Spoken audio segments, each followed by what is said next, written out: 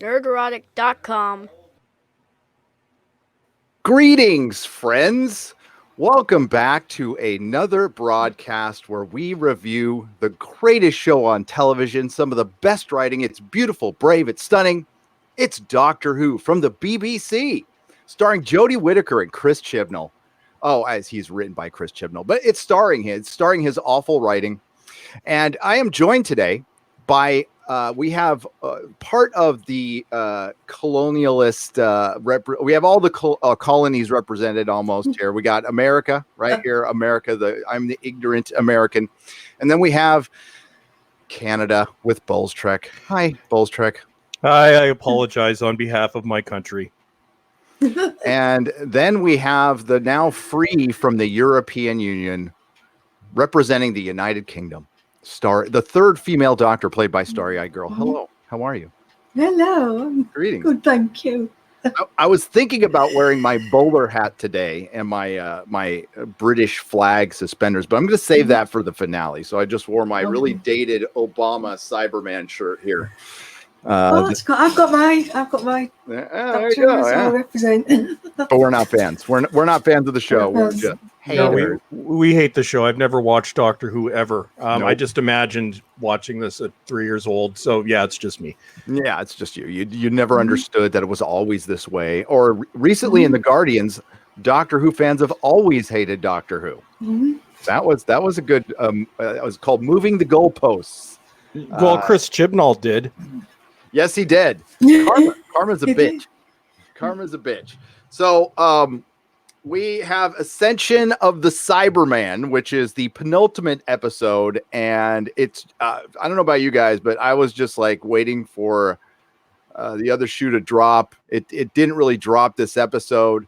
Of course, Bullstrek and I discussed a little bit. There's some spoilers out there that we're not going to mention here because if somebody is enjoying this, I don't want to ruin it. Although the show can do it itself.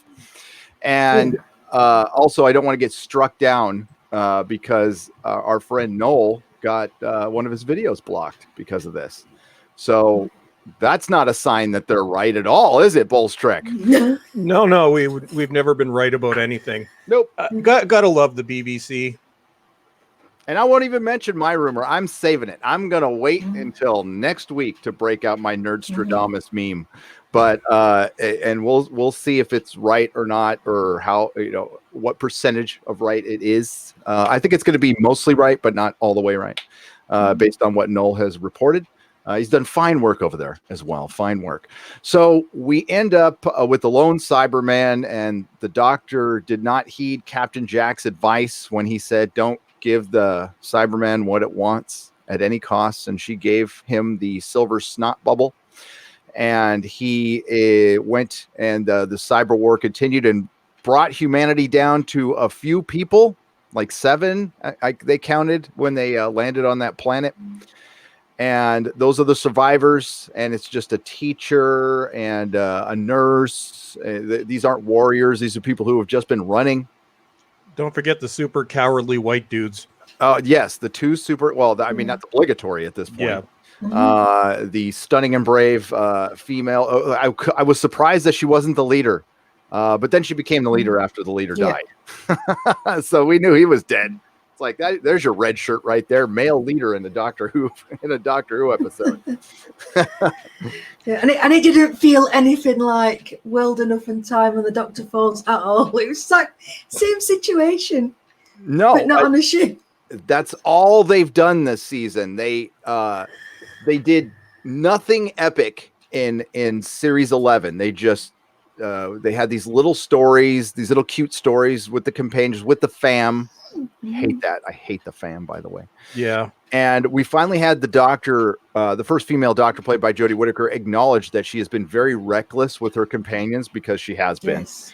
I was actually kind of surprised by that, because they usually sidestep it. Maybe they're listening to the criticism. Actually, no, scratch that. They hate us. No, they do. Now, I don't doubt at all that they have made an effort to try to please as many fans as they can while not giving up on their identity politics and on PC nonsense. I just think this is the best they can do. I think this is simply the best we're going to get, and it's just repurposed who. I mean, sorry to jump to the end, but I mean, the Master being related to the Cybermen again is just, whatever. And we'll find out about that. But this episode was a lot of action. There was tons of action that was not really connected. We didn't get I didn't know anybody's name. I guess that doesn't matter anymore. It's got quite the extensive guest cast list. Yes, and we had a flashback with so we had two concurrent stories. One was a flashback, all with cliffhangers, so we didn't get a real resolution at the end. I mean, we could speculate, and I think you're kind of probably right, starry-eyed girl, with your assumption on that one. So yeah, they just ran around being chased inexplicably. The Cybermen, they have the cyber drones. They kill a couple people. They are able to steal a cyber ship because there's three Cybermen left now. Somehow the lone Cyberman found a couple of buddies, and they walked away from their ship and left it unguarded. And apparently you can just walk. I don't know how the Cybermen defeated most of the universe when you can walk away from a ship and somebody can walk in and just pilot it. I don't know how that's possible. Best not ask questions. Yeah. That's the only way to describe Chib's era Doctor Who. Best not ask questions, but the answer is Chibs doesn't understand it either. It just happens. Oh, let's not forget, and this is kind of funny. So Call the Midwife, I believe, follows Doctor Who each week, which is now doubling Doctor Who ratings.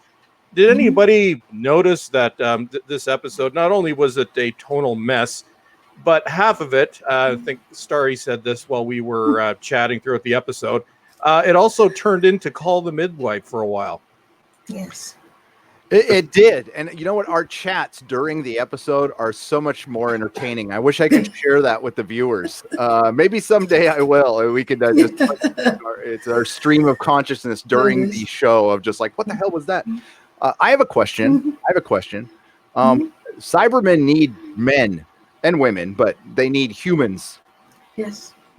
How are the Cybermen victorious or ascending if they wiped everybody out?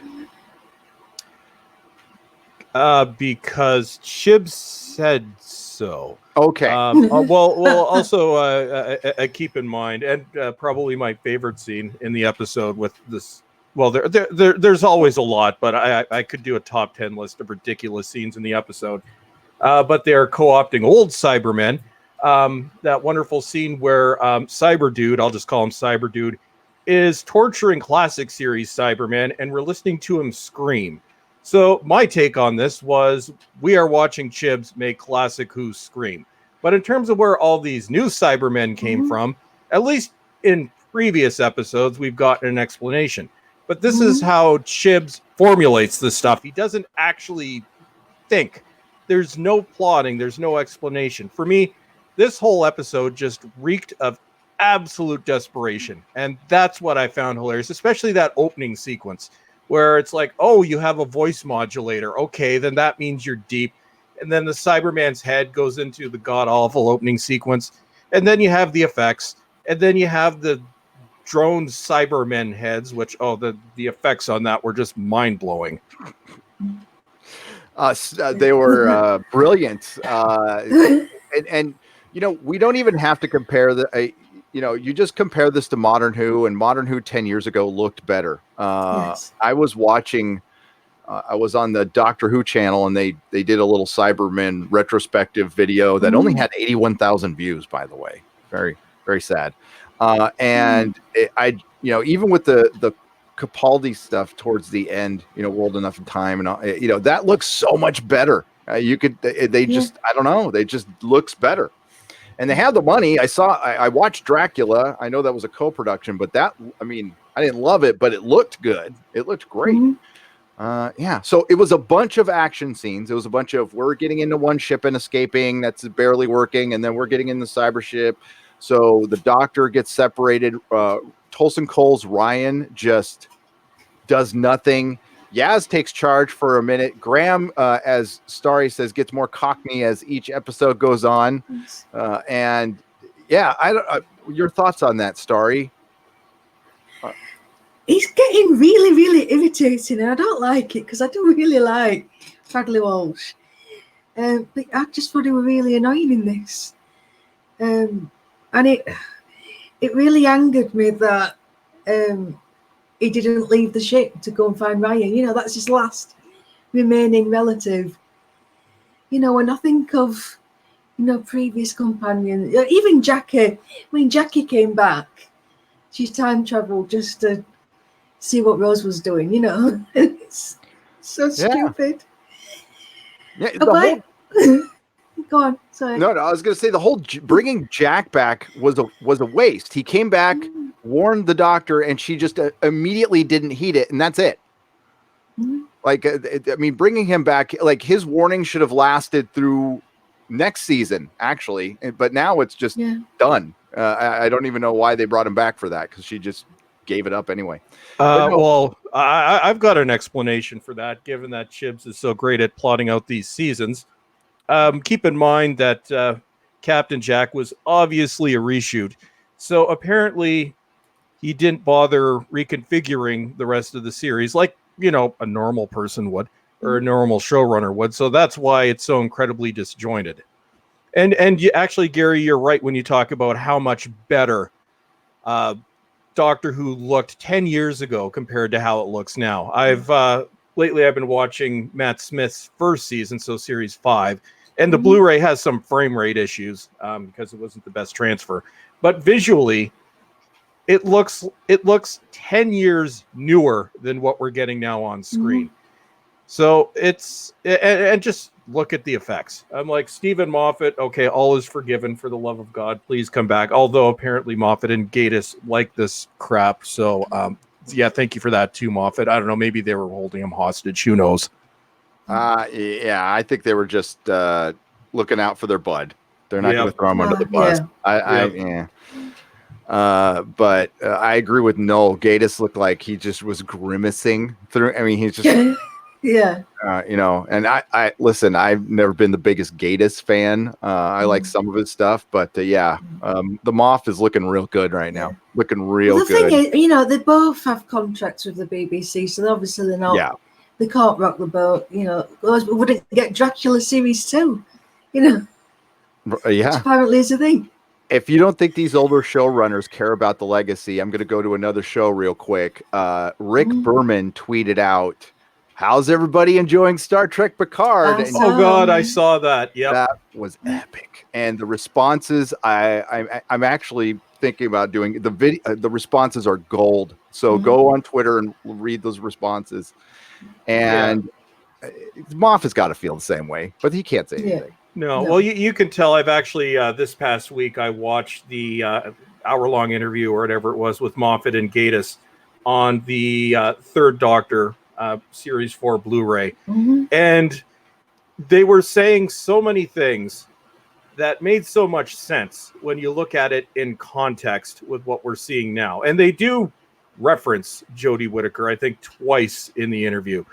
But there, it's very clear that they are disavowing the politics. And as I've said, I think Moffat was also disavowing what was obvious BBC interference during his last 2 seasons. Difference between and RTD, I don't think he said much. He supported the 13th Doctor shortly after the casting was made.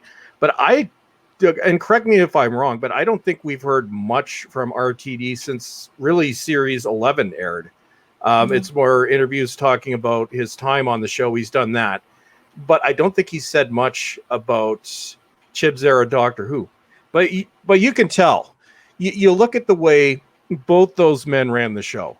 I think Golden Who, or the 2 golden eras of Who, the classic series, is the Hinchcliffe-Holmes era. For New Who, I really think it was the RTD era. And I'm actually starting to think that Series 1 might be its golden era, because as the years go by, I find that I like that more and more.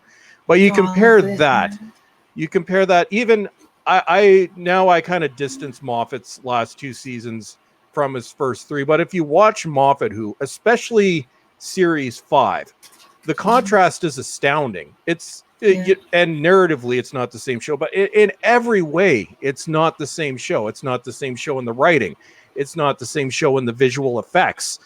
It still looks like crap when you compare it to the earliest HD Doctor Who, which was 2009, so 11 years ago. Even the Blu-ray up conversions of most of the RTD series, which were not HD, but they were up converted, look better than what we're getting now. It's just but I think the good thing is it makes it easier for us to distance this from Doctor Who. This is not Doctor Who. Tonally, it's completely different. It's not Doctor Who. So Doctor Who died in 2017. R.A.P. Doctor Who, and we're sorry that this parody still exists. It's musically different too, because this episode was so flat. You know, even if the finales weren't always that good, like Death in Heaven, for instance, it still sounded good. Yeah, it still sounded epic. And that's Murray Gold. I was a little harsh on Gold during his last 2 years on the show, but then everything kind of fell apart in series 9 and 10. But let's be honest, the man is a musical genius. Part of what makes series 8 so impactful is Gold's score behind the show. And everybody had a theme. It was big. It was bombastic. And keep in mind, he redid the theme music 4 times. So, and now the screeching cat one at the end was terrible during the Capaldi years, so we could have done without that. But without, you can notice the absence of Murray Gold, and Seguin Akinola is not fit to be doing the soundtrack for a show like this. His score has worked twice in 2 episodes where they were atmospheric, but that's all he does. It's just droning noise in the background. Give me 1970s John Pertwee experimental music over this crap. Actually, I'd buy a soundtrack of that if I could. Hell yeah. No, the scene where the ship, so 2 ships escaped from the planet. One was a stolen Cybermen ship, another one was like a rickety flying saucer. That one crashes into a derelict cyber warrior carrier. And as it's crashing, you expect this bombastic music, and it sounds like somebody tuning a guitar. Ding, ding, ding. You have to see to explain. I even messaged you. I'm like, God, this is terrible. This is awful. And it goes ding, ding, ding, boom. And it's like, what the hell? And that's as a ship is crashing. You know, I love over bombastic music. John Williams, Murray Gold, Jerry Goldsmith, the best at it. So, listen, it's just a bunch of running, and the Doctor goes to a planet that was briefly mentioned once, and I had to ask Starry. I'm like, so they talk about Kuchamas, and I'm like, who's Kucham? What the hell's Kuchamas? And Barristan Selmy from Game of Thrones comes out of nowhere like a wizard, and the Doctor's contacting this person. I'm like, who in the hell mentioned this? And I guess one of the refugees. Now, mind you, the human survivors are called refugees, and they don't even give context to their wokeness. That is very disappointing, Chris Chibnall. So the humans are, by the way, Cybermen can only, assimilate or convert humans. So the other alien races didn't want them around. And they only briefly mentioned that. I'm like, oh, you really lost a great woke opportunity right there. And they said, oh, we're pariahs. We're pariahs everywhere else or something like that. So they're refugees. And I'm like, oh, wow. Star Trek Picard and Doctor Who are using the same allegory, and they're failing with it. That's nice. So they're separated. They get to Barristan Selmy on planet. It's not planet Kuchimas. He is Kuchimas, and he is the guardian of the barrier. So the humans go to a barrier where if they go past it, they're safe from the Cybermen. So it's some dimensional thing. We're not sure what it is. I initially thought it was just them being suckered into a place where they get converted into Cybermen, but it might be something a little different. The Doctor, and this is while Graham and Yaz and some of the refugees who I don't know the name of, they're on a cyber warrior carrier, and they get it going. And the cyber zealot, is that what we're going to call him? I guess that's what he was called, the cyber zealot. He's not really a Cyberman. He's got emotions, and he actually volunteered himself to be a Cyberman, and they denied him, and that's why he was kind of discarded. and but now he's in, he's bringing them back. They're going to ascend its destiny. A lot of stuff attributed to emotion. And we have a new Cyberman now, which is like a hodgepodge of kind of the new one and the old one, or one of the versions of the older one with the head looks like classic era, later classic era, not early classic era, not sideburns, sideburns. Yeah. It's the 80s Cybermen. The Mondasian are still the creepiest. I don't know. They have the creepiest voice. They are the creepiest. I even with their pantyhose over their head. Even to this day, they creep the hell out of me. Mm-hmm. Yep. And whoever thought we would have Cyberman drama on Doctor Who? Oh my God. Yes, the Doctor has a little conversation with the Cyber Zealot, and there's inner conflict. He hates himself, and he agrees, and he's going to help them ascend, and they're going to kill everything because they become the Daleks now. I don't know how you repopulate at this point, but they magically did. There was a bunch after they went to the site of their last battle, and that's where the ship crashed into the Cyber Warrior carrier. It's all these Cybermen floating in space, but there's still a bunch of living Cybermen inside the ship. So nobody had a failsafe that could have activated the living Cybermen that they were carrying around, but I guess not. That they're warrior class, because I guess the Cybermen we were encountering before were the nurses and the teachers of the Cybermen, not the warrior class for some reason. And so they're on their way down to this planet with the barrier. And that's all this episode was just running, getting on the ship and working up to. So it was just action scene, big twist, mystery box, Doctor Who.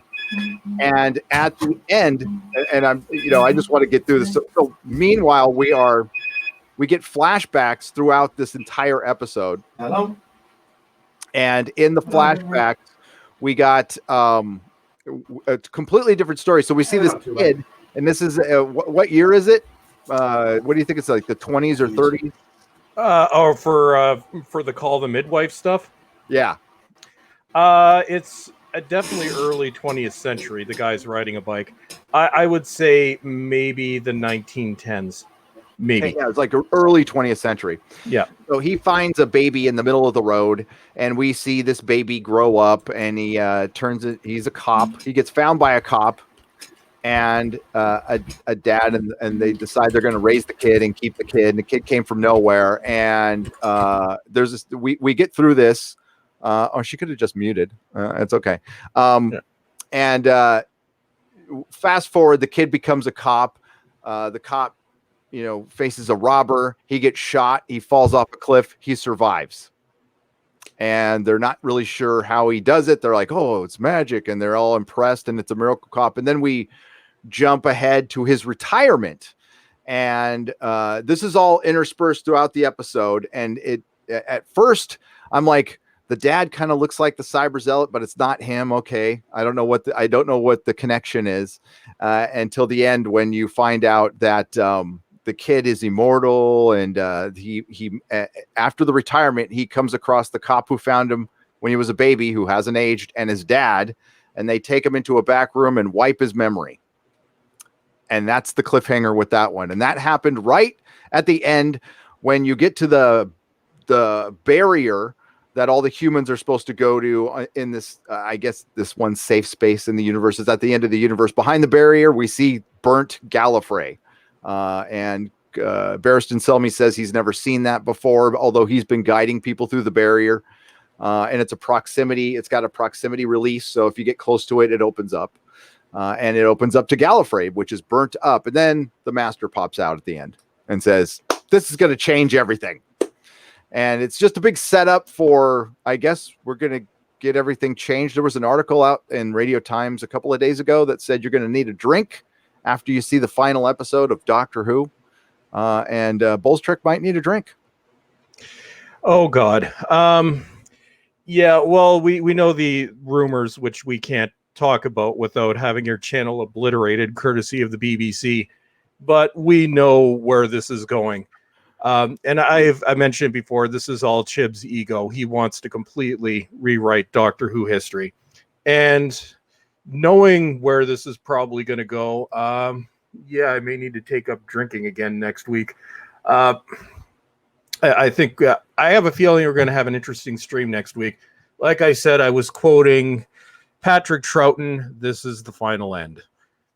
And this is the rewriting of everything that we've watched since 1956.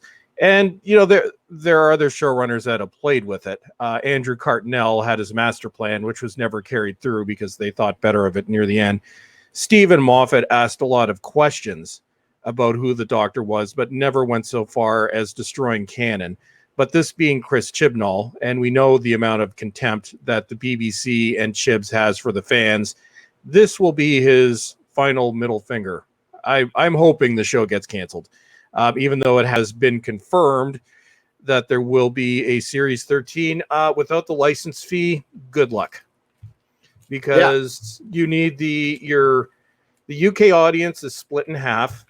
In the US, Doctor Who is now getting beat by Batwoman, and the ratings are almost non-existent in Canada. So, private market, considering what this show costs, you're screwed. And it's funny thinking of how much this show costs and just looking at the effects in this episode. And we were just talking about it. But we know what to expect next week, and that's why I distanced myself from this as a Whovian. Doctor Who ended in 2017, but it's going to be interesting how the lovely 5 remaining Doctor Who fans will try and justify it next week. I'm like, yeah, well, you're not actually a Doctor Who fan, considering you're celebrating the actual canonical destruction of this show.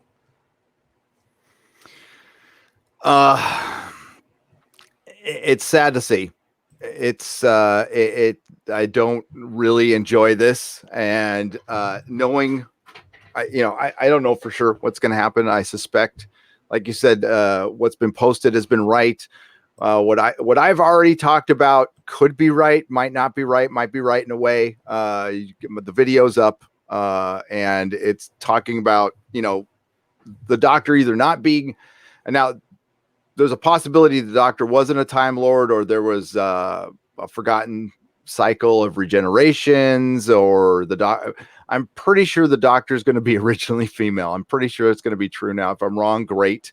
And I've always said I don't care what this series does. The show could possibly survive if they don't screw with canon, but we knew they would. Bull's Trek, and I talked about it prior to the live stream. There's only so many stories you can tell when you approach everything with a politically correct woke mindset. It's either got to be man appropriates, man abuses, man betrays. Yeah. And that's all you're left with. So that's the wheel of wokeness you have to draw on. So you always, or man is a coward. I'm sorry, I forgot that one too. And you can't write anybody else with complexity out of fear. Okay. It's not because they don't want to, in some cases, they're afraid to, because they're afraid of what they'll be called in their social circles or by the blue check marks on Twitter who have way too much power in this world. I mean, none over me, but people allow them to have power over them, which is ridiculous.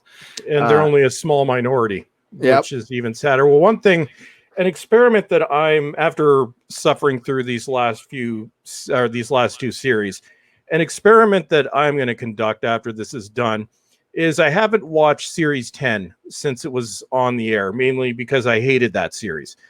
But what might be an interesting study, because we know that the woke policies within the BBC were in full swing when Series 10 was shot, and that was part of the problem. I barely remember anything now that happened in that series.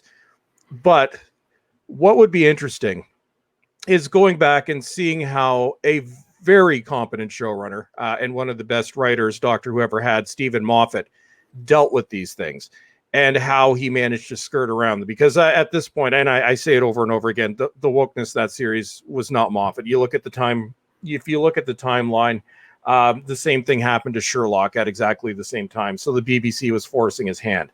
But looking at how somebody who is a competent showrunner dealt with these forced ideologies, forced representation, compared to somebody like Chris Chibnall, who has no idea what he's doing. But yeah, you're right. There are there are only so many places you can go with woke ideology. Look at, I don't know, woke Batman, for example. It's the same story week after week.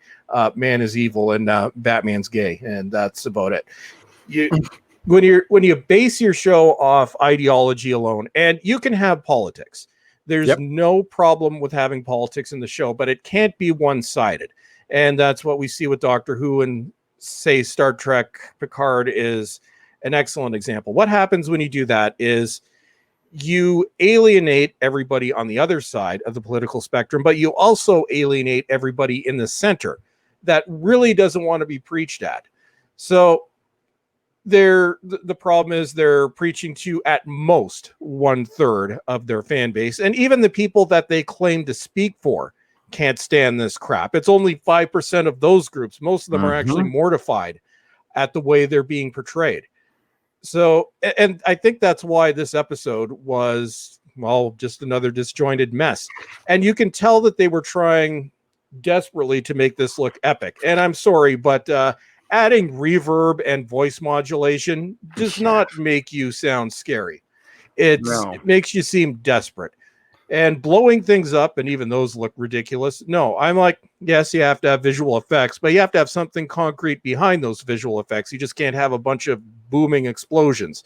Unless we want these to be the Transformers movies, but they're not. This is Doctor Who. This is a show that's deeper than just surface crap. Agreed. And again, they're just repurposing old stuff. And it just looks sad. It's sad at this point. The show is showing its age. And I've said that before. And it's because, like you've said, they've written themselves into a corner. This thing isn't scary. There's no stakes. I never worried for a second that ship wouldn't make it. And they're probably going to lose a couple of the refugees. They're going to die. We don't know their names, so it doesn't really matter. Remember when you used to, RTD and Moffat could set up a character in a minute. Like in 60 seconds, you know enough about a character where you somewhat give a crap about them. And Chibnall cannot do that. And he cannot resolve a story. It's always, we're going to build something up. We're going to create false tension with some either arbitrary time clock, or we're crashing, or something's not functioning. And then magically, usually the sonic screwdriver comes and solves everything, or the doctor thinks of something in the last minute, and it just all ties up at the end. The Power of Three is the best representation of a Chibnall episode. It has a literal box. Yes, it does. And that's the biggest problem with this show. We can all, there's a lot of people who don't like this show now for a lot of different reasons, but it all centers on the writing. Even the people who have been defending this show for a while have finally come around to the writing. And it's just subpar. It's sad.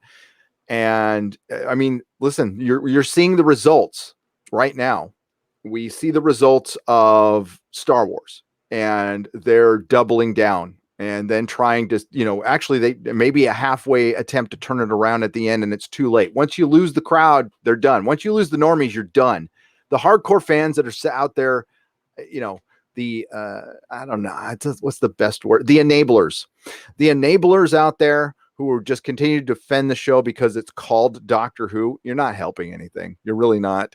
You're just avoiding the inevitable. And what you brought up, the license fee might be going away for the BBC, which may or may not disrupt the show because it got some funding from HBO Max. But here in America, and this won't affect Doctor Who, there's going to be a writer's strike in a couple months, and scripted dramas are going to come to a halt. If they have to be completed scripts, or you can't work, or a writer can't work on the show. So they'll be producing stuff, but they won't be able to add notes or do anything. And we had one of those 10 years ago, and it killed a bunch of shows. And right now we're in the middle of the streaming wars, and we're in this huge shift in entertainment. So this could kill broadcast television here in the States, which would affect Doctor Who, because Doctor Who is pretty much the only thing on BBC America. And BBC America is about to fall apart, and that's probably why they signed with HBO Max. And that's another revenue stream gone. Plus, they have no, all they have is tchotchkes. They don't have any merchandise anywhere. I to this very day, I get pictures from Barnes and Noble, which was the last major retailer that sells anything really here in the States. and somebody shot me a picture of one sonic screwdriver and a couple of DVDs, which weren't Jody. It's sad. It's really, really sad. And they're not listening, and the BBC refuses to listen at this point. And, they come out with hit pieces instead, which we talked about, that article that came out last week about fan entitlement. Did you read that? I saw the headline. Yeah, I've got to read it. I'm not really. Don't worry. I'll sum it up for you. But all you have to do is look at the headline. Yeah, we're entitled. Okay, then we're entitled to take our dollars elsewhere, you jackasses. Yep, absolutely. With an established property that's been around for decades, the fans are entitled to some stuff. Not complete, not say over creative control, but they're entitled to some respect. And there's a respect towards a very small segment of the fandom, and the rest of you can go F off, basically. And that article coming from the BBC was very enlightening. So the article started out with Sonic, talking about Sonic listening to the fans, changing the look, and it led directly to a success, a definable success. And at the end of the article, they filled the article full. It was a fan retrospective, and they filled it full of fluff, and they brought up all the old fandoms. And so remember, the first paragraph was about Sonic changing the look of the character and listening to the fans. The last paragraph was Doctor Who basically saying misogynist at the end. That's what it was there for. Everything in that middle of that article didn't mean jack squat. And we got your message, BBC, and maybe you're like a cornered animal right now, but things aren't leave. Well, it's absolutely hilarious how the BBC is just imploding right now. I don't know. There was some story that I saw released day about one of the radio stations spending like $10 million or not 10 million or $10,000 for some kind of hotel thing or something like that. There was that haircut video that went viral this week. I don't know if you've seen it. There's things like that. But then there's also, if you look at Doctor Who distributors that are private markets, the best example that I can give is Warner, which handles DVD and Blu-ray distribution in Canada and the US, Region 1. And we know that they lost God knows how much money on the Series 11 Blu-rays and DVDs. If you'll notice, a few months ago, they put out that entire David Tennant years set. I don't know if you saw it, Gary, but it's the remastered Blu-rays of Series 2, 3, 4 and the specials. Yep. Those were actually aborted a few years ago in Region 1, and I think it was 2017. Although for the most part they had been pressed, so they were just kind of sitting. Yep. And they put these out, so sets that they obviously already had, which had just been sitting in storage, and nobody's quite sure of exactly why it got scrapped. I think it may have been just pushed back for a few years, but they came out with that set, which in Canada was selling as low as $30 for all of David Tennant on Blu-ray. They also put the classic series, because we know most of the DVDs were taken out of distribution, a lot of them starting in 2013. Those are all now back in print, which it's not marketed as Warner Archive, but it's definitely being done through Warner Archive. So basically a print-on-demand service to try and recoup some of that. The animated episodes, we're not getting them on Blu-ray, and I don't even know if we're getting anything after the Macra Terror at this point, because the Amazon links just say, who knows when this is going to be released. So that's one example of how the private market is going to react to this. And also, BBC America is largely a private market arm of the BBC because it's in the US. Same thing as BBC Canada, which nobody actually watches. They're not going to be around much longer. And then we've seen the toy sales, which, well, you would know this as well as I would, Gary, they don't exist. If you see 13th Doctor toys in a store, they've got layers of dust on them. So the writing is already on the wall for the areas of Doctor Who that are beholden to the private market. And as soon as that happens to the BBC, good God, they are they're going to have to essentially fire everybody Mhm. that they've hired in the past few years. They're going to have to cancel or retool every show on that channel. They're going to have to get rid of the news department and start from scratch all over again. And when you think of how much that's going to cost, so they dug themselves into this hole. And if we look at the BBC, 10 years ago, everything that I watched was British television. Now, a lot of it we couldn't get in North America, so I had to put on my pirate hat. But that's all that I would watch. I can't stand anything that comes out of the BBC. Occasionally, I'll check out a show, and I'm like, my God, this is awful. And this has happened in 4 years, since 2016. And as people have been, and there were a lot of retirements at the BBC at around the time this policy came into play. This was also right after they shut down Television Center, which had always been their hub. So people that knew what they were doing, people that could make great science fiction, make great sitcoms, make great dramas, were replaced within a few years with ideologues hired under the diversity strategy. And the fact that it turned in the opposite direction so quickly is just mind-boggling. I'm like, you just watch like the previews that they had before Doctor Who. I'm like, my God, how is this the same network I was watching or corporation I was watching 10 years ago? Yeah, it's like you said, it's fallen so fast, and that mirrors what happened in comic books. 5-6 years ago, comic books were healthy and rolling. 5-6 years ago, Doctor Who was pretty damn healthy and rolling, and never been more popular. I would say it reached its peak popularity in the world right around the 50th anniversary. And it wasn't because of the 50th anniversary. It's because of David Tennant, Matt Smith, and RTD, Stephen Moffat, it being a hit on Netflix. There was a lot of reasons for that, but they squandered that. They completely squandered that for a lot of reasons, but Jodie was the straw that broke camel's back. And now we're in a cascade effect that they can't stop. They're not going to get new fans. They're not getting new fans. Kids here, I can only speak for the States, are not watching Doctor Who. They're not watching Star Trek. And that kids were watching Doctor Who. 6-7 years ago, they were completely into it. I've said, sound like a broken record. It took over Comic-Con while Marvel was going. There were Marvel movies out, and the biggest thing at Comic-Con was Doctor Who. And that's the biggest thing in the world here, and that's like nerd mecca. And it's hard to explain unless you see it. You see 150,000 people, and 1 in 10 had a Doctor Who shirt on. Something. It was that much. It was nuts. The BBC booth, freaking lines back the door. They had these sonic screwdrivers available. These little expensive ones. They sold out like in an hour.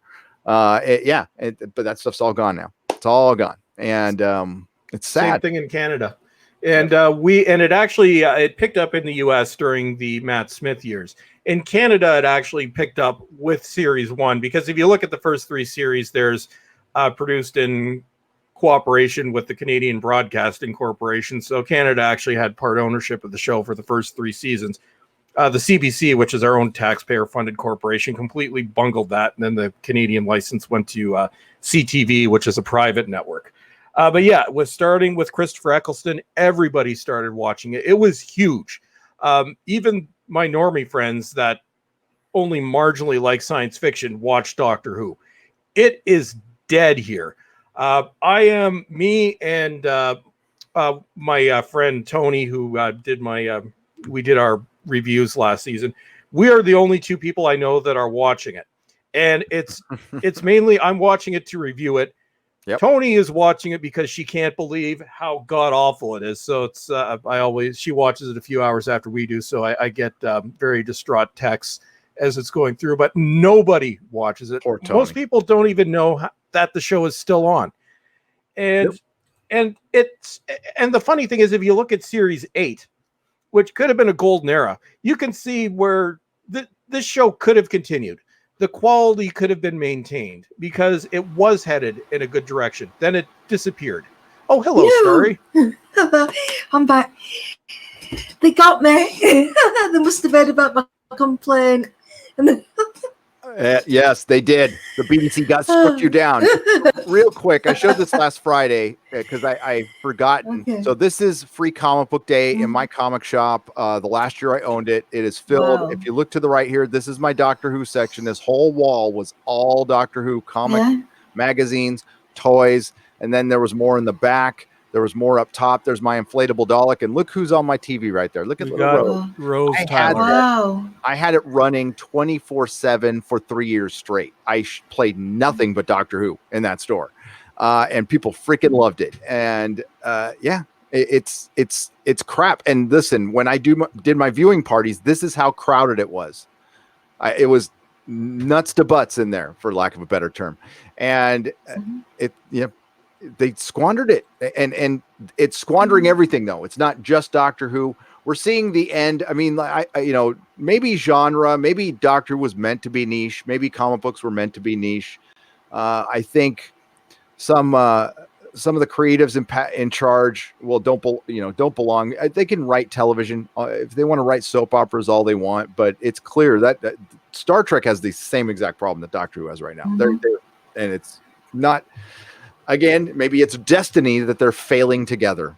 I don't know, but let's get to a couple super chats here. And by the way, I wanted to ask you both theories on our cop. What was his name? Daniel? Brandon? Daniel? Oh, cop dude? The cop dude. I didn't write his name down. Brandon? Yeah, Brandon. Theories on Brandon. What's the laziest explanation we can think of? Well, he's a man, so I don't know. At first, when I saw that the bullet didn't hit him, I'm like, he's another Time Lord in some way, shape, or form. I don't know. But he didn't regenerate or anything. But then they wiped his memory. And then pop in on the chat because I need to watch it again because there might have been other hints to what it might be. But if it goes to, I know nuts to butts is a terrible saying. I'm sorry. It's terrible. That's what they call traffic here in Southern California. All right, it's nuts to butts traffic. Yes, I had an inflatable Dalek. I still have an inflatable Dalek. Her name is Mary, and she's my best friend. Cop dude is going to be Rassilon. Do you think that's a good because he was still out there. But I mean, yes, that could be it. And you're about to see your Dalek. I thought you know what, next week I have it downstairs. It's deflated. I will blow up my inflatable Dalek and bring Mary up here. She's in storage. We broke up for a little while. We had an argument. And we just, irreconcilable differences. Did it have something to do with the day of the casting announcement, Gary? It did. Okay. I said, I'm done with you, and I deflated her because I felt deflated. My soul felt deflated. Yes. You guys didn't know there's inflatable Daleks? Yeah, there's an inflatable TARDIS. Yeah. Too. I've got one. I've got a red one. I wondered if he was one of the timeless children. Being a baby. So maybe he's the timeless child, and well, screw it. I'm going to say one of the rumors of BBC. F you, take me down. You'll only make me stronger. As the chat disappears instantly. Right. So this is from Noel. I read this on Noel's Twitter. Okay. So remember, my rumor, Doctor originally female, doesn't really go beyond that. I speculated beyond that. But Doctor originally female. Noel's rumor is timeless child is the Doctor, and it's a being that can just regenerate forever. And Time Lord take timeless child and appropriate her power. What I'm going to say her. We didn't. That's not confirmed yet. It could be a boy, but we saw a little girl standing there in front of that tower. So yeah. Yes. So maybe he was one of the regenerations of the timeless child, and then the memories getting wiped, whoever the hell that is. Or it could be Rassilon, who is still out there. I thought Barristan Selmy was going to be Rassilon. I saw a bunch of, I don't know. He looked very Rassilon-like. And well, they used a Game of Thrones actor for Rassilon last time. So why not have him regenerate another Game of Thrones actor? Because those are the only English old men left. And well, they used the other one last week, so they had a Game of Thrones actor in it the week before. or the 2 weeks before. They're all bleeding into one. So I honestly don't know, but I'd love to hear it in the chat. And I used to care about stuff like that, and I just don't. I just know it's being set up. I know we're being set up to undo canon and have some kind of woke plot line be the run through for next season.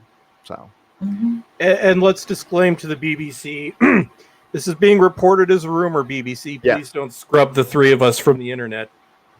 Yeah, this is rumor that we saw on Twitter, has not been verified in any way, shape, or form at all, and that's it. And we could be completely wrong. And if it turns out different, I will absolutely come out and say, "Hey, I was wrong." It was no problem. I don't care. I'm not here to be right all the time. I'm just here to speak my opinion. Okay, so we're going to go to NK33 for $2. Says, Gary, do we need to do an intervention on your martyr complex? Oh, I'm such a martyr. I will sacrifice myself by watching Doctor Who. It sucks watching my favorite show of all time fall down the crapper, but it's great getting on a live stream talking to Bulls Trek and the third female doctor played by Starry's girl and all of you about it. It makes it better. And then I go about my merry day. And honestly, after the last Picard episode, that was fun. That one flew right off a cliff, folks. Right off a cliff. Oh, Pepe Le Pew. Sorry, I just had to do that. Oh, that was terrible. And for Jazzle. Congratulations, Captain Jazzle. Kirk. You are officially the best captain. Good work, Patrick Stewart. 7 of 9 is a vengeful lesbian now. So, okay. Mega Neutrobite for £2 says Chibnall ripped off the Orville's flying drones. Yep, indeed he did. But yeah. By the way, hail the Orville. Watch the Orville on Hulu. It's available 2 seasons. So I think for $10 you can watch 2 fabulous seasons of television, including season 1's fabulous episode about a girl and season 2's great episodes, Identity Part 1 and 2. Watch the Orville today. Sponsored by Seth MacFarlane. Yes. And Identity Part 1 and 2, if that was actual Star Trek, which the Orville kind of is, but that would have been 2 of the top 10 episodes of all time. That would have been perfect. MacFarlane. I really liked a Happy Refrain as well. That one of my favorites. That's a great one. I love that one. Take that, Alex Kurtzman. The only complaint I have about the Orville is they're not on Blu-ray, and I made that complaint directly to the source, and the source said, "It's not our fault. Sorry, we want it. They definitely want it, but that was but that could change now that they're not under Fox anymore." Mr. Miles, Chief Engineer. Oh, Mr. Miles, Chief Engineer, how are you? For $2, he asks, is it true that you owned a comic book store? It is true. That is a verified rumor. I know I got some inside sources myself who was there. I was there, and it's true. It's true. Mr. Roboto for $2. How long till the PC doctors? How long till the PC doctors have to kill? How long until they have to kill Doctor Who? How long until the PC doctors kill Doctor Who? I think we're watching it. It's killed. It's done killed, Mr. Roboto. It's done dead. We're just waiting for the license fee to go away, and then we'll be what is it? New Orleans. They have funeral celebrations. We'll be having a funeral celebration. Oh yeah, next week's going to be epic live stream. Epic live stream. Like this one. Nicholas Horton for £5. Hail everyone. I'm still rooting for the cyber people. If the cannon gets destroyed, it'll be because Big Hornet's Nest it's going to kick the Big Hornet's Nest with the remaining fans. Nicholas, I seriously would think that, but I think the people who are hanging on now will somehow defend it. Like the ones, the same ones who were telling me I was full of crap, that they would never do anything like this when I did the initial rumor, will be the ones defending it. They'll move the goalposts again and go, well, this is the thing about the show. It's about change. The show's about change. It is. It's within a parameter. You break the foundation, which you've already done. So at this point, F it. I dare you. Sean Casey for £2. Cowardly white dudes, you watching the same program? Did I? There was 2 cowardly white dudes in there. There was one who was so afraid he wouldn't talk anymore, and then he ran when he was scared, and he died. And his friend is still alive, and there's points where he's brave, but he is the most cowardly of the group. He's Shaggy. So yes, Yeah. it wasn't all I coward. don't understand that. Why would they kill him? Surely they'd want to keep the humans alive so they can convert them. I understand the drones shooting the defenses, but to actually kill a human when there's only like 7 of them. Yeah, it's kind of counterproductive. Well, yeah. Why did the drones kill 3 people and leave when they had everybody else dead to rights and they could have just taken it? Again, why are they killing people? They need people to be Cybermen. Why aren't they capturing them or stunning them or taking them to the camps? Why are you wiping out the human race when you need them for replenishment? You're not the Daleks. Even the Daleks take prisoners. I don't know why. Probably sadists and slavery and stuff. But Sean Casey, hey, you are welcome to question us at any time, though. Thank you for the £2. I would, and I respect your opinion. And yeah, absolutely. Cracklin for $4.99. Why do shows insist on ruining the intrigue by explaining the origins, the mysteries of their show? I call it the metachlorian effect. Cracklin, that is a good point. Or why do they need to tell us what's going on? Like Jodie Whittaker yelling, they're aiming for the, she brought in the thing that it dampens the inhibitor, and she yells, they're aiming for our defenses, when you can clearly see the Cybermen tracking the defenses and shooting at it. She's all, they're aiming for the defenses. Then she tells us to duck when Cybermen start shooting at everybody. I just sent you guys both something entertaining in the DMs on Twitter. Yep. I just saw this tweeted. This is the next cover for Radio Times. No, that is not real. No, that is real. Oh my god. Here comes Doctor Who coming at you. It's hard. It's showdown time on Doctor fucking Who. Mamma mia, mamma mia. Oh my god. Yaz is so stunning and brave. She is so Ryan. Maybe he'll say something that won't be mumbling. And oi, Graham. Oi. Yep. That's going to be a thumbnail.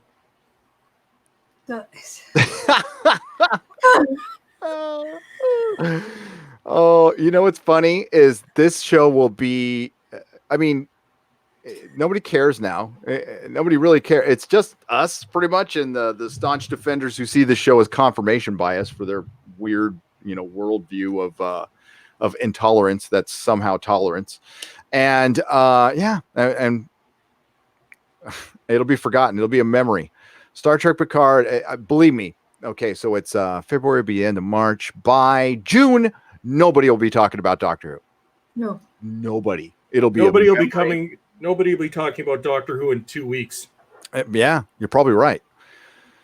And that's probably going to be a good thing. That's okay. I'm going to get back here. Thank you for sharing that.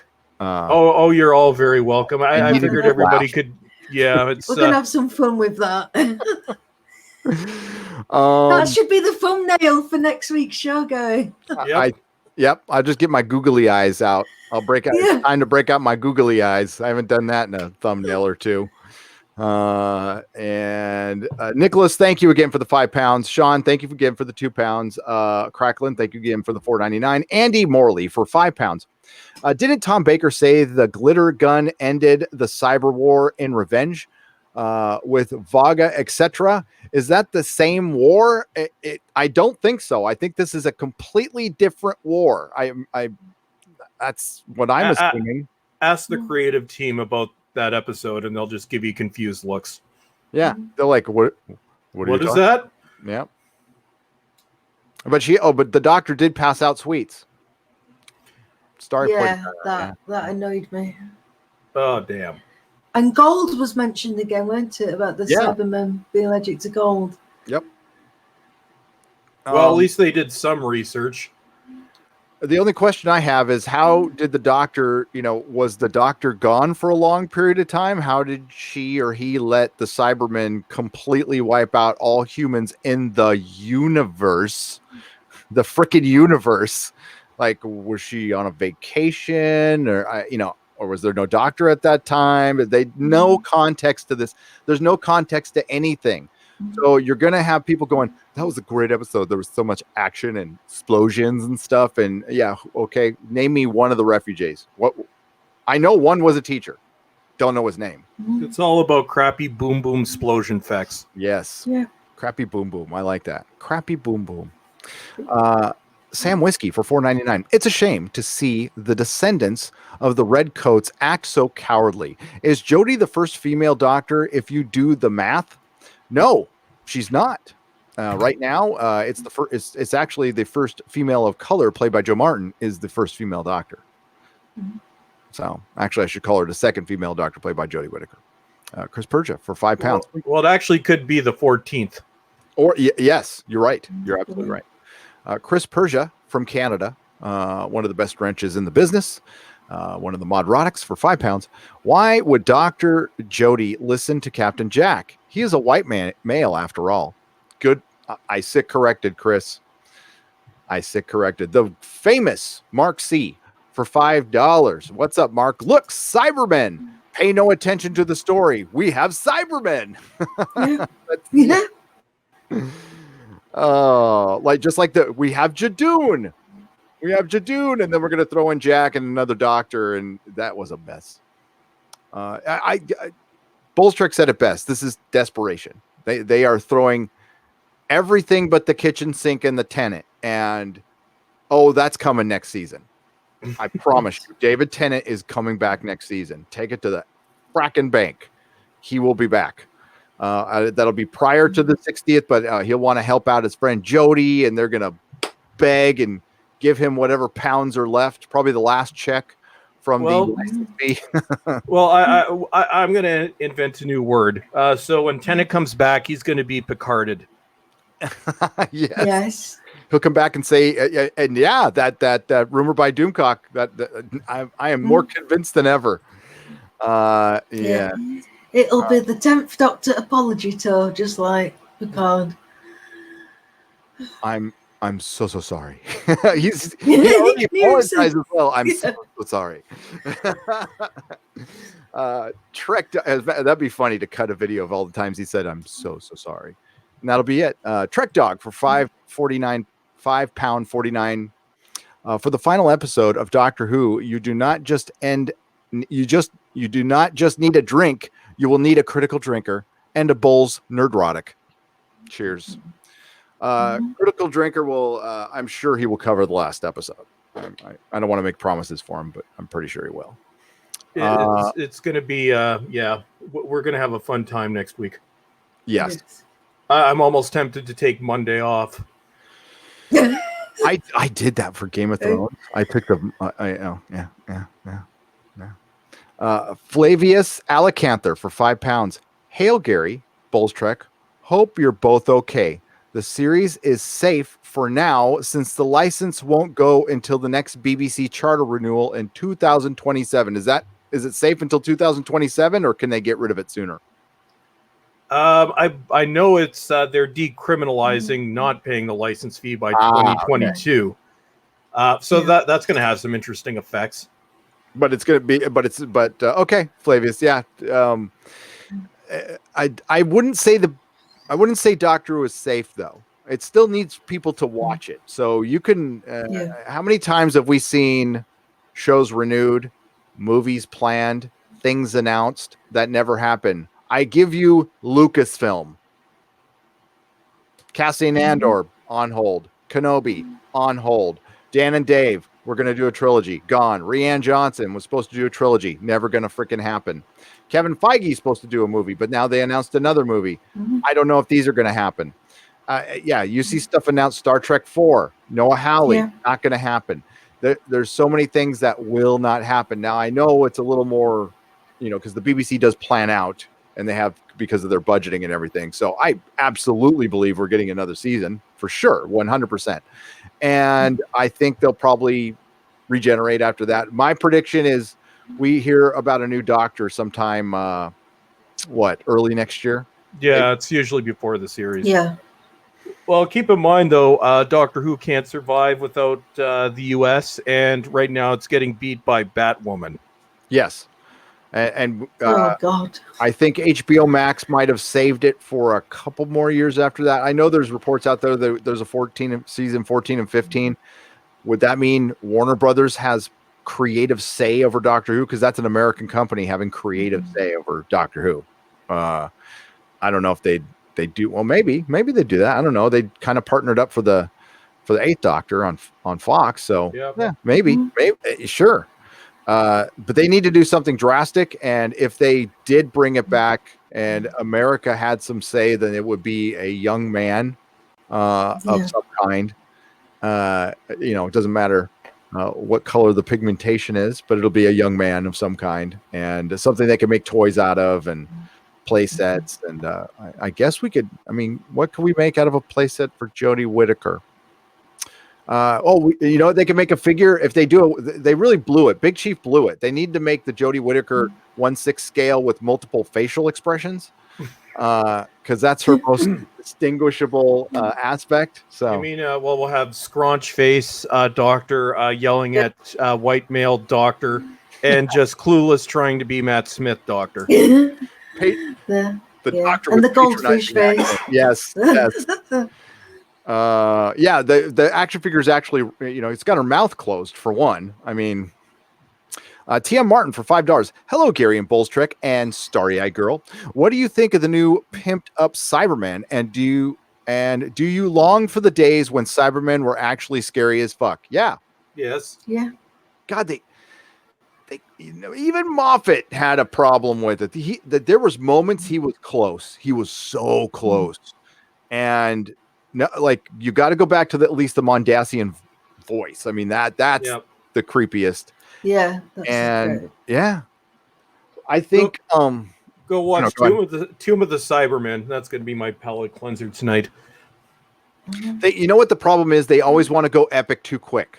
They always want to swarm you with the armies of Cybermen. When a Cyberman is scarier by himself or with a couple and they're hidden and people don't know that they're walking up on something that's just gonna, take them over. I think if you try that, and the thing is, one of the best scenes was in the Pandorica Opens when it was that cyber head after Amy.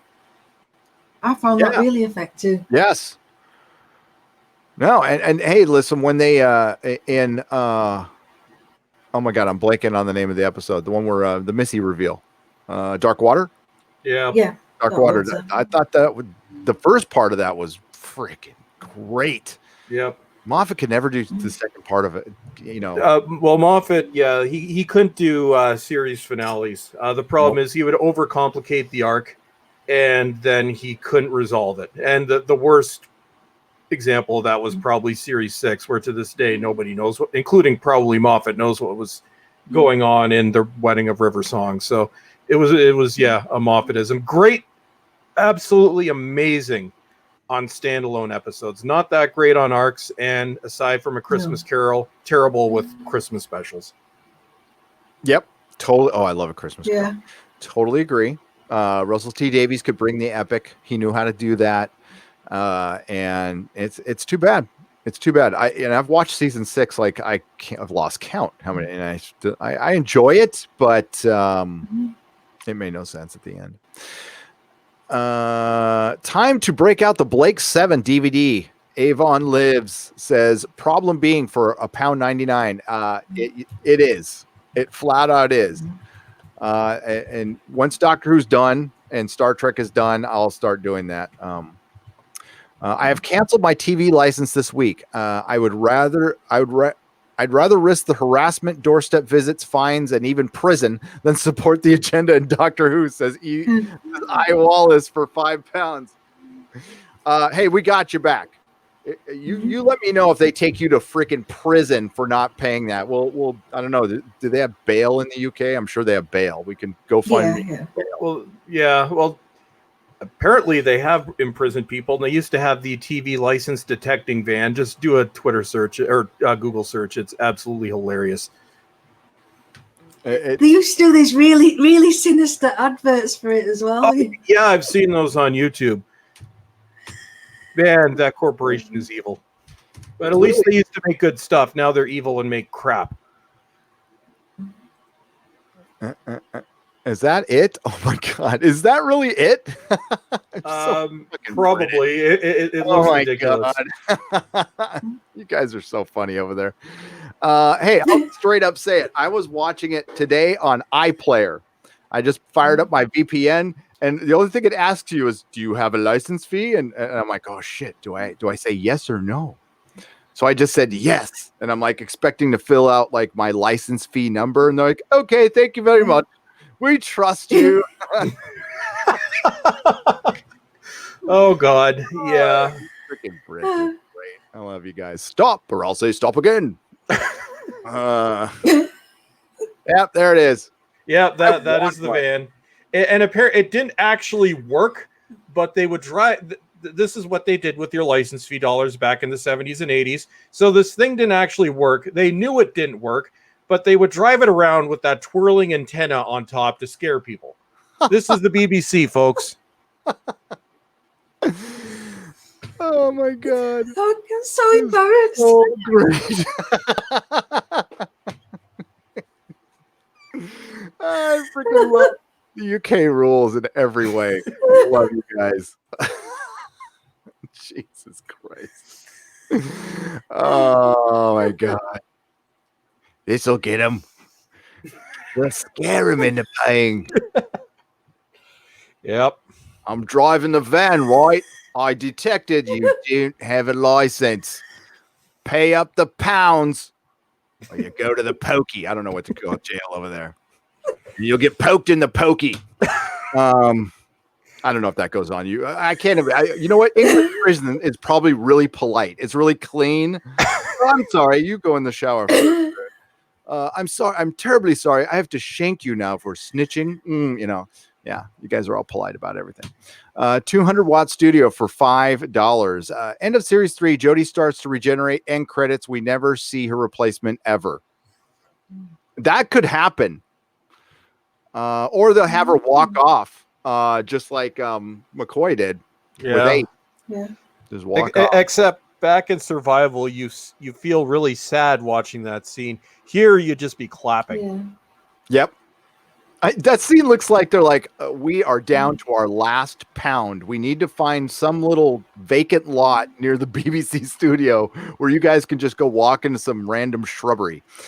It was very sad, though. Yeah, it was tacked on at the end. It was. Yep. It's better what they did that it's the poor 6th doctor. They didn't even let him come back. That was messed up. Oh no, they offered him to come back for one story, which he had to wait a year to film, during which time he couldn't tell anybody about this and couldn't get any work. And Colin Baker told them to do various things. And then when they did the actual regeneration scene, like, well, you can come back and do a regeneration scene, Colin. And then he told them to go do various things more forcefully. Yes. He's all, wait, I've got a couple of things I want to show you. One, how you guys do it over there. But 200-watt studio for $5. Open mouth 13th Doctor figure with multiple accessories to put in it. 200-watt studio. That is terrible. And I'm laughing my ass off. Cracklin, $4.99. If Doctor Who has to go with identity politics, I'll be fine with Richard Iota from It Crowd. If you haven't seen it, how dare you? How dare you? Oh my God! Did you see my Jeremy? How dare you? Yeah. I gotta show you guys. Just in case you guys, I'm very proud of this meme. By the way, I made it myself. Oh no, that's not it. That's not it right there. Where'd it go? Where'd it go? Give me a second.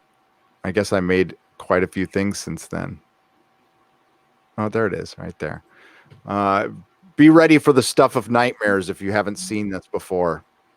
This is our good friend Jeremy as Greta.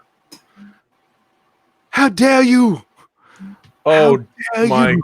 good God. Yep, that's something we'll all be seeing in our nightmares. Yes. I was laughing my ass off. I'm all making it all. My wife, what the hell are you laughing at? Oh, you'll never understand. Finding Neo for $4.99. Thanks for entertaining us while I do my laundry and clean my house. I never watched Doctor Who, but you guys make it interesting. Keep it up. Finding Neo. That's very nice that you're cleaning your house and doing your laundry, and that we can entertain you. It's my pleasure, my supreme pleasure, and it's also because of the great Starry-Eyed Girl and Bulls Trek. Thank you for joining me. You guys make this much, much easier. Merci, mon ami. Bitta, baby, bitta. Oh, oui. Scottish Nerd for £2. Porridge, a UK prison sitcom, eye-opening. LOL. Brilliant show. I have it on Yes. DVD. If you have not watched it, you must watch Porridge. I will watch Porridge from the 1970s. So classic 70s British comedy. It's very funny. Very good. Cardinal Sin for $2. What's up? What's up, Cardinal Sin? Says, show Jodie regenerating into a time slug. Be preferable. At least she couldn't open her mouth. 200-watt studio for $2. You missed one, some super chats. I'm gonna go. I always go back up because there's always a jump, which, oh my God, there was a major one on this one. Hang on, let me go all the way to the top. So boop, boop, boop, boop, boop, boop, boop. Okay, it wasn't that bad. Force Ghost Jeremy, thank you. Hey, Mr. Who was that? 200-watt studio. Thank you. I appreciate you. You complete me, 200-watt studio. You complete me. Force Ghost Jeremy for 10, or Force Ghost. I assumed it was Jeremy. Now it just says Force Ghost J. For £10. By the 50th, I had a shed that looked like a TARDIS, and I made a half-size TARDIS that I had in my house. Now that's all gone, and there's not one bit of Doctor Who merch on display. Want to buy a Sonic remote? Actually, if it's like the 10th Doctor one, yes, I will buy it. Those are very hard to find. They're really crazy expensive. So Force Ghost Jeremy, Gary, Nerdrotic.com. Email me today. Yes, I will buy it. It's so sad. It's sad to hear that. It's understandable. Oh yeah, there's I'm still a fan. Okay, there is a life-size TARDIS available down in Walnut Creek, which is just 30 miles south of me, for $1,400. $1,400, freaking big ass TARDIS, and I'm like, I can't pass that up. That's about how much it would cost, because I've always wanted one. And yeah, they can't give it away. It's been on eBay for months. I'm actually going to probably offer them $1,000. So, but I must see that. Yeah, I want my own canine. Actually, no, that would drive Lexi nuts. But yeah, I still want my own canine. In North Carolina, there is a Dalek available, a functioning, the one of the RTD era Daleks. Like complete, it's like $3,500. I don't know how the hell I'd get it. It's too much money. Too much money. That's a freaking car. I could sell a comic for it, but that hurts. Yeah. So Force Ghost J, email me and we'll discuss terms. Gerald for $5. What is the biggest source of income in your? What was the biggest? I'm sorry, didn't mean to blast you in the mic there. Sorry about that. What was the biggest source of income in your comic store? I have a feeling it's not the sale of comic books. Well, at the time, it was. Gerald, if I owned a comic book store right now, it would be toys and back issues. But new comics were 70% of my business, and the rest was toys and older comics. But that's when comics were very healthy, and I invested heavily into it. But nowadays, no, I would probably, I'd probably not sell new comics right now. I don't want to support Marvel, I wouldn't support Marvel. I wouldn't support anything They do. I don't support their politics, and that's a live stream for another day. Did you know people from a certain party here in the States work in both companies? People who worked for political campaigns. So if you don't think there's like infiltration going on, I don't know why they would infiltrate the comic book industry. It's not, kids aren't reading that shit anymore. It's sad. It's freaking sad. But listen, I'm not against those parties. I just think it's very odd that these people don't have comic book backgrounds, but all of a sudden they have like control at DC, currently at DC. TM Martin for $15. Gary, is fandom totally cooling in all sectors though? Ninth Doctor Christopher Eccleston emerged from the TARDIS at 31 Flavors of Gallifrey 1. Recent Doctor Who convention in LA, fans went nuts. Oh yeah, that was to Doctor Who fans. But this is the first Gallifrey 1 that didn't completely sell out until like the very last minute in their history. Wow. Yep. And it's also a very small convention. It's like 5,000 people. It used to sell out months in advance. Yep. Star Trek Las Vegas was 4,000 people. Now, I put a clip up of my Star Trek Picard review. It's just a quick clip. Prior to that clip, I have a big shot of the crowd when Picard is announced. And this is related to the Doctor Who thing, because I'm going to go look at the Doctor Who video, and I suspect it'll be the same. You take a good look at that crowd, and it's a bunch of people who look older than me, and I'm old. I saw a lot of heavy, silver-haired people and skinny getting up to clap, and that's the first time they stood up that entire speech. And I didn't see any again, you will see it in my video when it comes out after Picard.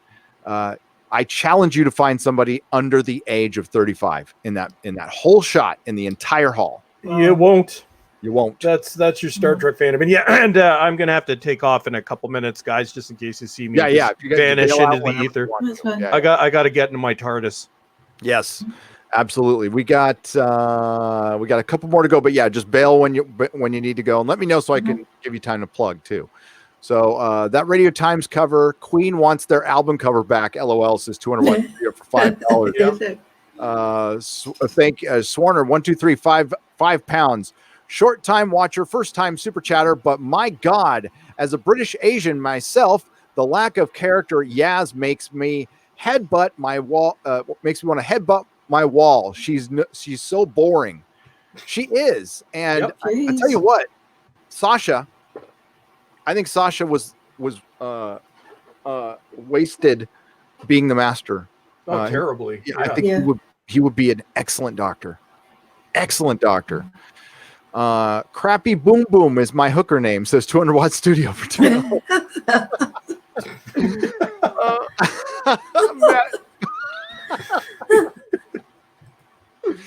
Oh God. That's brilliant. Matt G for $5. Daisy Ridley should be the next doctor. Let the BBC deal with the Raylos. No shit. Oh my God. Larry for $2. Show us your Cyberman mask up close, please. I will after Bowles Trek leaves. I will. Sure. Certainly. 200 Watt Studio for $5. End of Series 3. Jody starts. Okay, I read that one.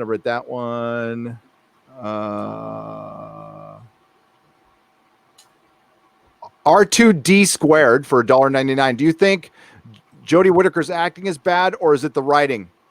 Both. Kamikaze, Australian $5. Hail, Gary. Have the cyber beings finally grown vajayjays? They've always had vajayjays. They've always been men. There's women in the men, but yes. No, I don't think I think that they cut the Johnsons off, and I don't do that stuff. They save the brain, and that's pretty much it. Talking with my buddy of mine earlier, basically Doctor Who isn't recognizable as Doctor Who. It's just political agenda machine.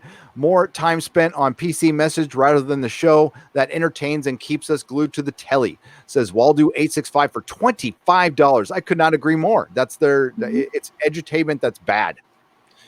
I'll let you go. Let's let Bulls Trek, please plug your channel before you exit. I don't want to keep you any longer and make you Oh, late. no worries, man. But yeah, I have to skedaddle. But I will be back on another live stream a little bit later. But yeah, so I apparently I have a YouTube channel, so I do this YouTube stuff. I have the world's most amusing Twitter account. So if you're bored, just look my name up on Twitter, and it will make your day. And yeah, that's all I have for this week. But next week, oh good lord. Yeah, I will not be leaving early next week. I don't think anybody will be leaving early next week. I have a feeling the stream is going to be a bit longer. I don't know. Gary might run into the Inquisition depending on how bad it is. I am prepared to do that. So Gary, we might watch Gary die next week. Yeah. So pray for Gary and Starry. As always, it was awesome. And so 1 week left. Everybody pray for Doctor Who. Now I'm sad. Yes. I'm sad and I'm leaving.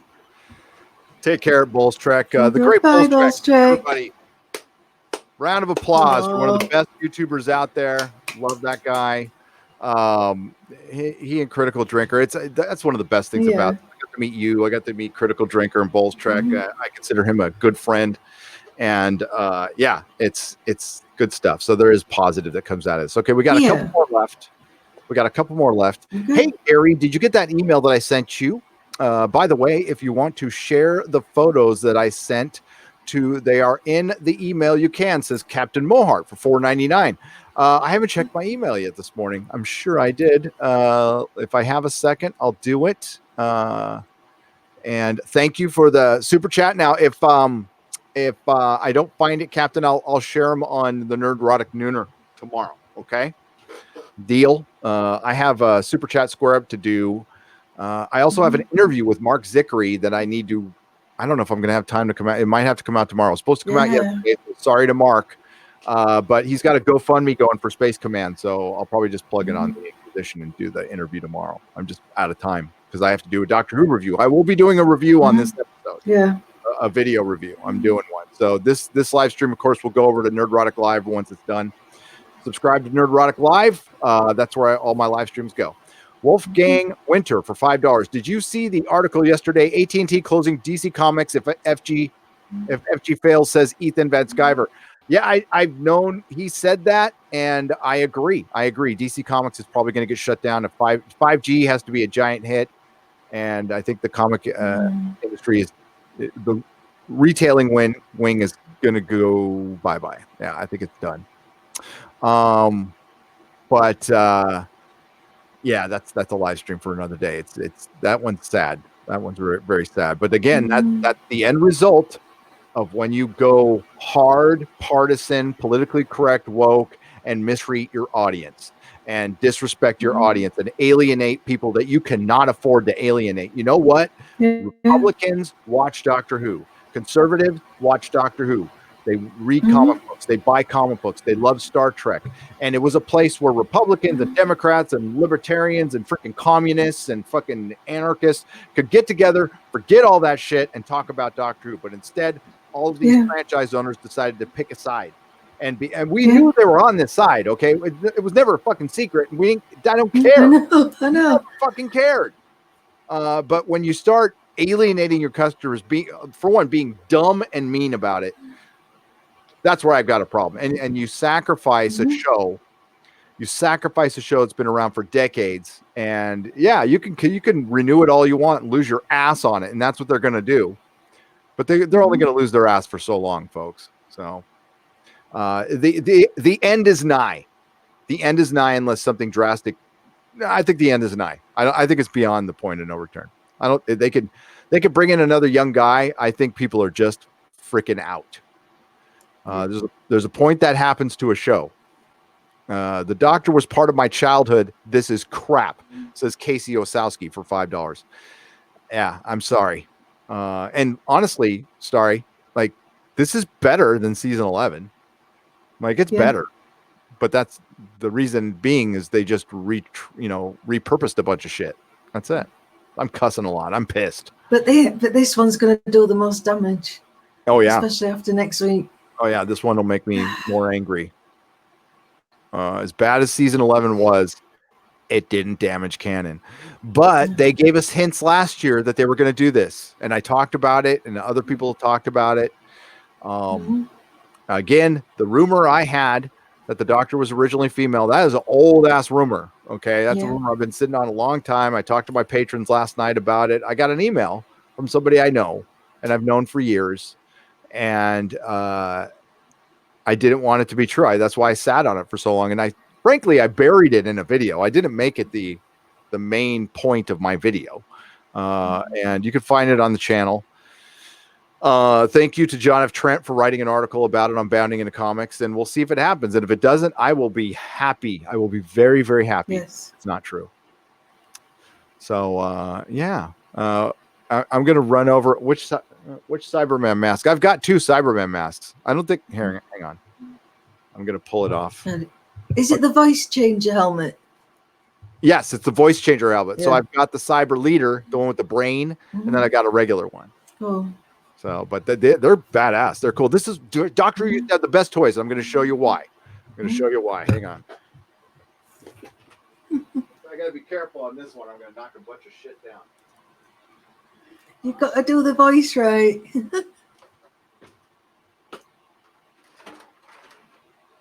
There we go. Don't mind me. I'm plugging back in. I turned the camera off because I'm not wearing any pants. Just kidding. Just kidding. I'm wearing my workout shorts. Yeah. So yeah. There you go. Oh, that's awesome. They are brilliant. I mean, like these Doctor Who had the best toys of any franchise, period. And I'm comparing it to Star Wars, Kenner, old school, best action figures, best sculpts, best paints, best play sets. I know there's a lot of Star Wars people who disagree with me, but go ahead. These are badass toys. You can see the little batteries right there. I was missing the top part. Actually, it's in a cup over there. But yeah, it's fully functional. I believe. I'm not going to put it on. No, hell no. But yeah, and then they have a Dalek one too, and I love them. Yeah, I had the Dalek one, but the kids broke it. It was the gold one as well. Yes. Mine, the light doesn't work in the stock, but you can the voice change. But the stock comes off really easy and it breaks. Yeah, it does. Yeah. Jolton Burrow for $5. Put me in charge of Doctor Who. I'll start by bringing Capaldi back to reaffirm his regeneration and erase the entire Jodie Whittaker era, and that would be just the start. Let me tell you something, a little something about the Capaldi era. I'm going to give you what's called an indicator of how popular Capaldi really was. We're going to go to eBay. We're going to go to Big Chief Studios. Doctor Who. I'm a big fan of the Big Chief, okay? You can tell I'm a major fan of the Big Chief. I pretty much get everything they do. The excellent people work there. It's staffed by some of the nicest people. They respond to your emails immediately. Yeah, it's a little pricey, but it's worth it if you could afford it. Not everybody could afford this kind of stuff, to be honest with you. So I don't mean to flaunt or anything, but I'm just a fan of this stuff. So Capaldi's, it's rare as hell. So somebody's asking $650, and this person will get it. The Capaldi 1/6 scale is very hard to find. Now there's a rare convention one out there that's thousands of dollars, and he's got his purple coat. Wow. But yeah, it's good luck finding one of these. So like this is actually kind of a bargain. It's great. I've got one. Very happy. Capaldi is popular, like really popular over there in the UK. He's got his fans over here, but quite frankly, a lot of people didn't like him either. Unfortunately, I don't think it wasn't his fault. I think, I think there was some ageism there, to be honest with you, with some of the youngsters here in America. As a matter of fact, I know there was. Yeah. They just didn't want to see an old guy. You know, that's the truth of the matter, and they probably should have given him a chance. Gwen Adams for $1. Thank you for the $1 donation, Gwen. I appreciate it. And TM Martin for $5. Gary, you do know that pants means underwear in the UK. LOL. Commando. Oh, I didn't know that. I didn't know that. That's why I'm laughing. Oh, okay. Well, pants here in the States mean pants. It's just like you guys call crackers or what do you call cookies again?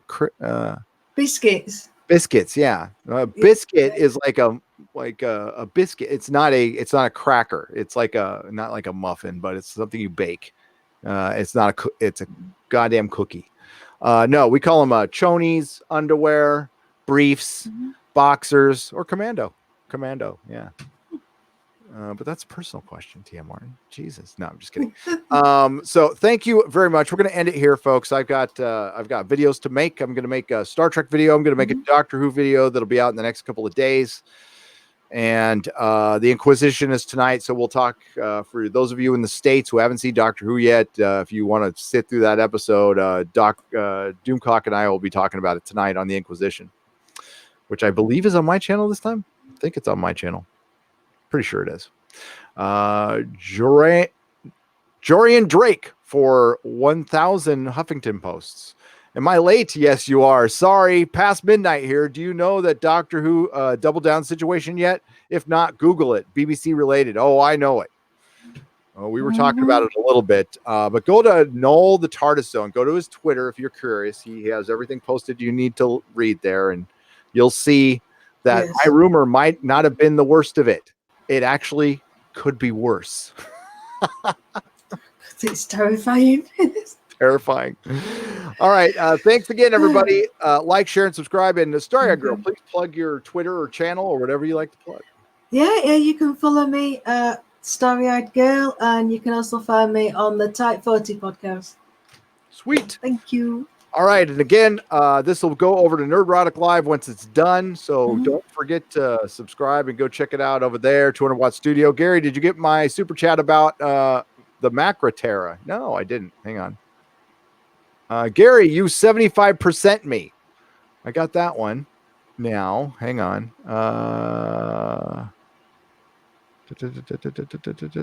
End credits. And if I ever miss one, I could I'll do it on a super chat square up. I got to do a super chat square up for Friday night, but I'm kind of on a time schedule here. Open mouth, creepy boom boom. That Radio Times article wants it's okay. No, I did miss it. Okay, for $5, 200 Watt Studio. The other day I ordered Macra Terror Blu-ray disc from Amazon UK because Amazon USA doesn't offer it. Probably due to some faceless ones. No, it's not. I don't think the UK gets them months before we do. Did it not offer it at all? Because I thought that was out, man. That's strange. Hang on, let me see. Yeah, I did. Let me see. Dun, dun, dun, dun. I know the UK gets the stuff. No. On Blu-ray, he said. No, there it is right there. 1041. You can get it by March 6th. So when did you buy it? If you were talking like a couple of months ago, yeah, I wouldn't be surprised if BBC or if you can get stuff in the UK quicker for sure. That's where I get because I have region free and it doesn't matter with Blu-ray anyway. So I buy all my stuff from Amazon.co.uk. Yeah, there you go. So I still need to get that one. I'm behind on my Blu-rays. Yeah. All right. Thanks everybody. Have a good day. And if I missed any super chats, I'll hit them on the super chat square up. That'll be tomorrow. So take care and cheers. Bye.